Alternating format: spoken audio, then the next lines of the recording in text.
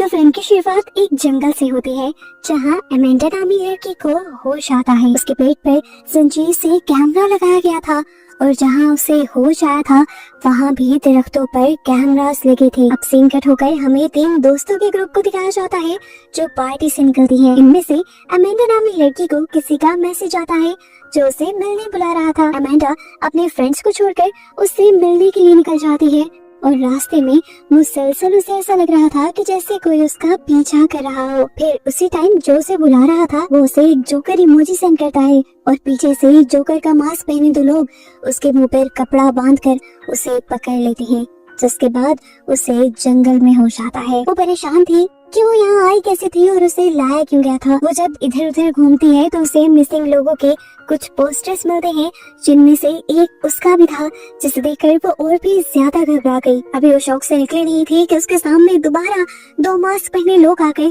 जिन्हें देखते ही वो डर गई और इन मास्क पहने लोगों ने उसे एक इंजेक्शन लगाकर बेहोश कर दिया।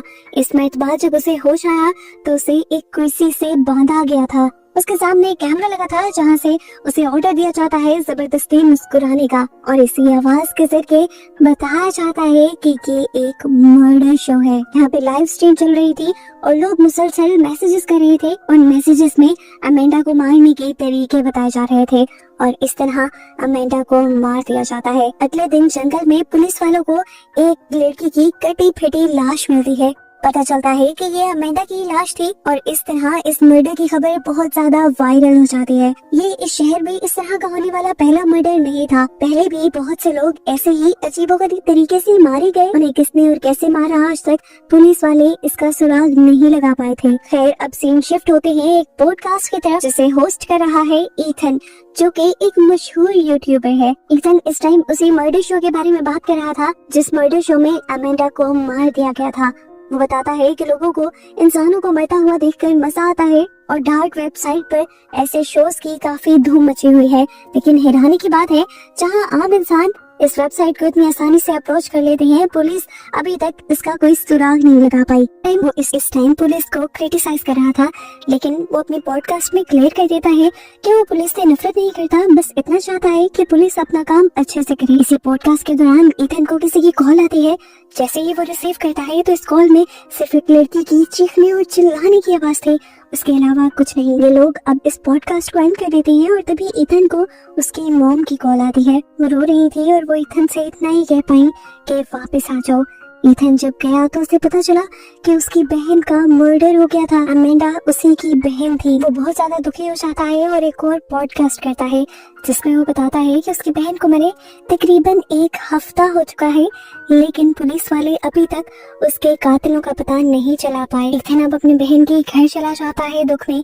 वहाँ काफी देर गुजारता है और वहाँ उसके रूम में लगे बोर्ड पे वो देखता है एक अजीब सा मैसेज जिसमें लिखा हुआ था कि जहन्नुम खाली है और सारे शैतान इसी दुनिया में है। इस मैसेज की पिक्चर लेने के बाद वो यहीं पर अमेंडा के बेड पे ही सो जाता है और ख्वाब में उसे अमेंडा के मर्डर का ख्वाब आता है, जिस ख्वाब से वो डर कर उठ गया। इसी टाइम उसके फोन पर एक मैसेज आता है जिसे देखने पर वही जोकर का मास्क था जिसे हम पहले भी मूवी में देख चुके हैं। उसे समझ नहीं आ रही थी कि जोकर का इन सारी चीजों से क्या ताल्लुक है। खैर वो अब अपनी मॉम के घर आ जाता है क्योंकि उसकी मॉम काफी देर से उसे घर बुला रही थी। रास्ते में वो वही जोकर का मास्क पहने हुए एक लड़की देखता है और डर जाता है क्योंकि उसे लगा कि ये मास्क पहने लोग उसका पीछा कर रहे हैं। खैर वो उन पे ध्यान नहीं देता और घर आ जाता है। घर पर उसकी मॉम इस टाइम नहीं थी। वो किचन में जाता है। उसकी मॉम ने उसके लिए खाना बना के रखा हुआ था और जैसे ही वो गर्म कर रहा होता है तो दोबारा उसे अपनी किचन की विंडो के बाहर वही मास्क पहनी एक लड़की दिखाई देती है, जिसे देखने के लिए वो फौरन घर से बाहर भी निकल गया, लेकिन वहाँ भी उसे कोई नहीं मिला। डरा सहमा जब वो घर के अंदर आया तो उसने देखा कि उसकी मॉम भी आ चुकी थी, जो उससे उसकी घबराहट की वजह पूछती है। तो वो अपनी घबराहट छुपा लेता है और कहता है कि मैं बस उदास हूँ अमेंडा की वजह से। यहाँ पर उसकी मॉम भी इमोशनल हो जाती है और ईथन अपनी मॉम को हौसला देते हुए ये कहता है कि जो भी हो जाए मैं अमेंडा के मर्डर का पता चला कर ही रहूंगा। ये सारी बातें कर कर वो कमरे में चला जाता है जहाँ जाते ही उसे कुछ मैसेजेस रिसीव होते हैं। ये कुछ पिक्चर्स थी जिन्हें खोलते ही वो एकदम से डर गया क्योंकि ये उसके सिस्टर की डेड बॉडी की पिक्चर्स थी। उसके जिस्म के कटे फटे हिस्सों की तस्वीरें थी जिसे देखकर वो बहुत ज्यादा डर गया। सीन कट होकर हमें केट नामी एक लड़की को दिखाया जाता है जो अमेंडा की फ्रेंड है और इस टाइम एक बुटीक में काम करती है। इथन केट से मिलने के लिए आता है क्योंकि वो जानता था कि केट अमेंडा के बहुत ज्यादा करीब है। वो केट से मिलता है और उसे बताता है कि उसे आजकल काफी अजीब महसूस होने लगा है। उसे ऐसा लगता है कि जैसे कोई लगातार उसका पीछा कर रहा हो और उसे अमेंडा की मरी हुई पिक्चर्स भी कोई भेज रहा है। उसे धमकियों वाले ईमेल्स भी आ रहे हैं और इन्हीं ईमेल्स और पिक्चर्स में उसे अमेंडा के साथ केट की भी पिक्चर नजर आई थी। वो केट से कहता है कि तुम जो कुछ भी जानती हो मुझे बता दो। यहाँ पर केट डर जाती है और उसे सब बताने के लिए तैयार हो जाती है। वो बताती है कि मैंने, अमेंडा ने और हमारी एक और दोस्त ने मिलकर डार्क वेबसाइट को खोला था जहाँ पर हमें ये मर्डर शो मिला, जहाँ पर एक लड़की बैठी हुई थी और उसे टॉर्चर किया जा रहा था। सभी लोग उसे टॉर्चर करवाने के लिए पैसे भी दे रहे थे और ऐसे ही अमेंडा ने भी एडवेंचर में उसी शो में पैसे भेज दिए और कहा कि इस लड़की के नाखून काट दो। लेकिन उन लोगों ने उस लड़की के नाखून काटने के बजाय स्क्रीन पर ही उसका गला काट दिया, जिसकी वजह से ये तीनों बहुत ही ज्यादा डर गई और उस दिन के बाद से इस गिल्ट में आ गई कि उनकी वजह से एक लड़की की मौत हुई थी। केट बताती है कि मैंने उस वेबसाइट के लिंक को कॉपी करने की भी कोशिश की और पुलिस को भी उसके बारे में बताने की कोशिश की, लेकिन हर मर्तबा वो लिंक फेक निकलता है। यानी उस साइट का लिंक जल्दी जल्दी चेंज हो जाता है और उसे कॉपी करना या ट्रेस करना बहुत ही ज्यादा मुश्किल है। इथन कहता है इसका भी मेरे पास एक सोल्यूशन है, मुझे एक हैकर के बारे में पता है जो हमारी इस काम में मदद कर सकता है। केट ये भी बताती है कि तुम उनकी वीडियोस को ऑनलाइन डार्क वेब पर देख भी सकते हो। इथन जल्दी से उस वीडियो को सर्च करता है जो वीडियो एक अजीब डरावनी आवाज से स्टार्ट होती है। वो बताती है कि हम लोग कभी भी अपना इंट्रोडक्शन नहीं देते क्योंकि हम तो हैं ही अंधेरी दुनिया के मालिक। वो बताते हैं कि इस वीडियो को देखने के लिए उन्हें कुछ चैलेंजेस दिए जाएंगे, कुछ पजल्स दिए जाएंगे सॉल्व करने के लिए, और जो उनको सॉल्व करके मर्डर शो को ढूंढ लेगा ये लोग भी उसको ढूंढ लेंगे। इथन यहीं पे बैठा बैठा सारे पजल सॉल्व कर लेता है और उस मर्डर शो के वीडियो को ऑन कर लेता है और अगले ही सेकंड उसे मैसेज मिलता है जहाँ उसके और केट के वहीं बैठे हुए की पिक्चर भी थी। इस पिक्चर को देखकर ये दोनों डर जाते हैं। इथन फौरन से इधर उधर देखता है, बाहर निकल कर देखता है क्या उसके ऊपर कोई नजर रख रहा था, लेकिन इनके आसपास कोई भी नहीं था और इस चीज से ये लोग और भी ज्यादा डर गए। ये लोग डरते हुए अब शैडो मंकी से यानी उस हैकर से मदद मांगने के लिए जाते हैं जिसका इथन को पता था। शैडो मंकी इनकी सारी बात सुनते ही इनकी मदद से इनकार कर देता है और कहता है कि अगर वो पहले से ही इनके फोन्स और कंप्यूटर्स को हैक कर चुके हैं तो इसका मतलब वो लोग कुछ खतरनाक भी कर सकते हैं। उसकी बातें सुनकर इथन बहुत ज्यादा इमोशनल भी हो जाता है और गुस्से में भी आ जाता है। इस चक्कर में वो शैडो मंकी से बहुत ही अजीबोगरीब बातें कह देता है तो शैडो मंकी भी अब उसकी बात मानने को तैयार हो जाता है और उसकी तसल्ली सुनकर केट और इथन उसके घर से बाहर निकल आते हैं। केट इथन से कहती है मुझे नहीं लगता कि शैडो मंकी हमारी कोई मदद करेगा। तब इथन उससे कहता है कि शैडो मंकी मेरी पहले 6 केसेस में मदद कर चुका है, वो अजीब तो है थोड़ा लेकिन काम वो अच्छा करता है। यहीं पर केट को याद आता है कि उसके पास एक डिटेक्टिव का कार्ड भी है जिसने अमेंडा की डेथ के बाद उसका इंटरव्यू किया था। वो ये कार्ड भी इथन को दे देती है। इथन इस नंबर पे कई मर्तबा कॉल करने की भी कोशिश करता है लेकिन या तो ये नंबर ऑफ जा रहा था या आउट ऑफ सर्विस। खैर अब इथन केट को उसके बुटीक में छोड़ देता है जहाँ पर वो अपना सारा काम छोड़ कर आई हुई थी। रास्ते में ये लोग डिसाइड करते हैं कि सुबह होते ही वो लोग उस डिटेक्टिव से भी मिलेंगे जिसका कार्ड और कॉन्टेक्ट केट ने इथन को दिया है। बुटीक में जाकर केट अपने काम में लग जाती है और तभी उसे ऐसा महसूस होता है कि जैसे कोई इसका पीछा कर रहा है।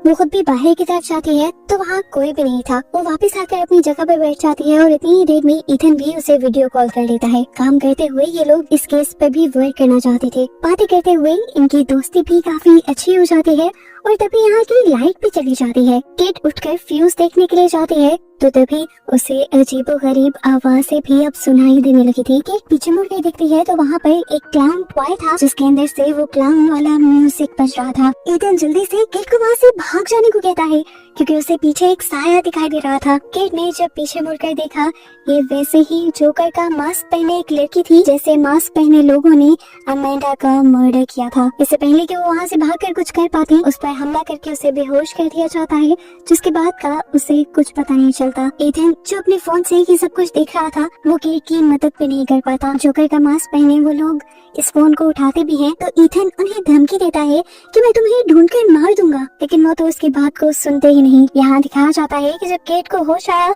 तो उसे एक छोटे से पिंजरे में बंद किया गया था और उसके सामने एक कैमरा लगा था। यहाँ उसे किसी की जानी पहचानी आवाज सुनाई देती है और उसे पता चलता है कि ये केट और अमेंडा की एक दूसरी दोस्त थी जिसे भी उसी की तरह किडनैप करके यहाँ पर लाया गया था। ये दोनों डर रही थी और ये बात कर रही थी कि आगे इनके साथ क्या होगा इन्हें तो पता भी नहीं। बातों ही बातों में यहाँ का गेट खुलता है और गेट की दोस्त को ये लोग जबरदस्ती यहाँ से ले जाते हैं। हालांकि गेट रोती हुई इन्हें रोकती भी रह जाती है। थोड़ी देर में एक दूसरा मास्क पहना आदमी आता है एक बड़ा सा इंजेक्शन लेकर और केट को वो इंजेक्शन लगाते हुए बेहोश कर देता है। यहाँ पे हम देखते हैं कि इथन केट की मदद करने के लिए पुलिस स्टेशन पहुंच चुका था जहाँ पे डिटेक्टिव साशा उसे मिल गए। ये वही डिटेक्टिव थे जिसका कार्ड गेट ने उसे दिया था। इथन उनको सब चीजों के बारे में बताता है, उन डॉल्स के बारे में जो वहाँ से मिलती हैं जहाँ से लड़कियों को या किसी को भी किडनैप किया जाता है। वो बताता है कि जिस किसी ने भी केट को और उससे पहले उसकी बहन को किडनैप किया था वो लोग जोकर का मास्क पहने अपने हुलिये छुपा के रखते हैं और ये सब डार्क वेब पे मर्डर शो के नाम से वो लोग दिखाते भी हैं। मैंने भी उस डार्क वेब को खोलकर उन वीडियोस को देखा है और उसके बाद से वो जोकर का मास्क पहने लोग मेरे भी पीछे पड़ चुके हैं। यहाँ तक कि वो तो मेरा पीछा करते करते मेरे मॉम के घर तक आ गए थे और मैंने केट की किडनैपिंग के दौरान भी उन्हीं लोगों को वीडियो कॉल पर देखा था। डिटेक्टिव उसकी सारी बातें तो सुन लेता है और कहता है, मुझे लगता है इथन तुम्हें अच्छी नींद की जरूरत है, पता नहीं क्या उलझुल कहानियां बना रहे हो। सादा सी बात थी कि वो इथन की कंप्लेन पर कोई भी एक्शन नहीं लेते। यहाँ पर केट को जब होश आया तो उसके सामने एक लाइव टीवी चल रहा था जहाँ पर एक लड़के को टॉर्चर किया जा रहा था और कंटिन्यूसली लोग पैसे दे रहे थे उसे और भी ज्यादा टॉर्चर करवाने के लिए। साइड पर ऐसे ही कमेंट चल रहे थे कि उसे और दर्द दो और ज्यादा मारो, जिसे देखकर केट बहुत ज्यादा परेशान हो जाती है और चीख चीख कर इसे बंद करने को कहती है, लेकिन उसकी तो बात कोई भी नहीं सुन पा रहा था। ऐसे ही कहते कहते पहले उस लड़के के हाथ पांव सब कुछ काट कर और फिर उसका गला काट कर उसे मार दिया जाता है। केट की दूसरी दोस्त जिसे पहले यहाँ से ले जाया गया था उसे वापस लाकर उसी के सेल में बिठा दिया जाता है। वो केट को बताती है कि अभी मेरी बारी नहीं आई थी। वो डरी हुई थी बहुत ज्यादा क्योंकि उसे पता था कि अब तो वो बच गई लेकिन अगली बारी उसकी ही है। दूसरी तरफ दिखाया जाता है कि केट की जान बचाने के लिए इथन पहले से ही शैडो मंकी के साथ मिलकर एक नया प्लान बना रहा था। शैडो मंकी की हैकिंग एबिलिटी के साथ ये लोग जल्द ही मर्डर शो के लिंक को कॉपी करने में कामयाब तो हो जाते हैं, लेकिन यहाँ आकर हैकर को पता चलता है कि इस साइट का लिंक मिलना सिर्फ मर्डर शो वालों का ट्रैप था। वो उसे मैसेज देते हैं कि अब अगली बार ही तुम्हारी है।